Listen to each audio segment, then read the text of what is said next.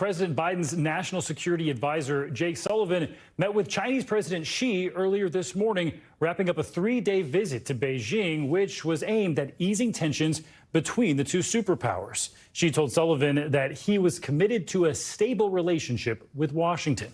NBC News international correspondent Janis Mackey Frayer joins us now with more from Beijing. So, Janis, a range of issues were on the table this week. Walk us through, if you will, what came out of these talks with President Xi and other Chinese officials. Were they able to build on that common ground? Well, capping 3 days of talks for National Security Advisor Jake Sullivan, he met with China's leader Xi Jinping, a meeting that was regarded as a sign of Chinese officials being pleased or satisfied with the outcome of Mr. Sullivan's visit here. According to a Chinese readout of that meeting, Xi told Sullivan that China and the U.S. should see each other's development as, quote, an opportunity and not a challenge, hinting in a way at China expecting the U.S. to adjust its attitude on several issues.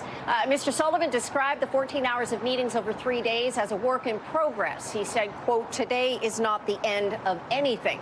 He met mostly with Wang Yi, who is China's top diplomat, and they discussed the whole range of issues from trade, Taiwan, and fentanyl to military contacts and the South China Sea. The two have met several times before for more strategic level talks, and they're thought to have a decent working relationship. But he admits that there's always a lot to talk about and very little for the two to agree on. No doubts there. And Janis, I know before this visit, there was speculation that this could be an opportunity to lay some groundwork for a final summit between President Biden and President Xi before Biden leaves office. Is that something that we could see soon, maybe even before the election?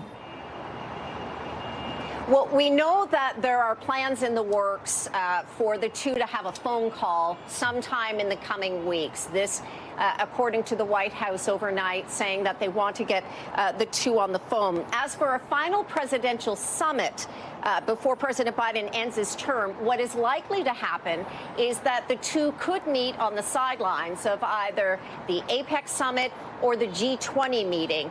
Both of those events are going to be held in the coming months. Mr. Sullivan said nothing has been decided, nothing has been determined, but that it would be logical for the two men to meet at either of those events. President Biden has never visited China as president. He came as vice president back in 2011. So it isn't clear at this point if there's an actual visit to Beijing for President Biden. That's still in the cards. Will be interesting to see. And also, speaking of that election, Janis, do we know how Beijing is viewing the race for the White House? They're viewing with interest. China's leadership likes to look for stability and consistency in its relations, in its ties with countries, and its foreign policy, and especially in its relationship with the U.S. Officially, Beijing will say nothing about the U.S. election because they believe that that would be seen as mingling in another country's domestic affairs. However, I asked Jake Sullivan about whether Chinese officials had expressed any concern about the upcoming change in administration. Here's what he had to say. They've recognized that elections are sensitive periods and transitions are sensitive periods, and responsible management through an election and transition is important. That's something we believe as well. And my visit here during this period helps contribute to try and sustain that responsible management over this coming sensitive period.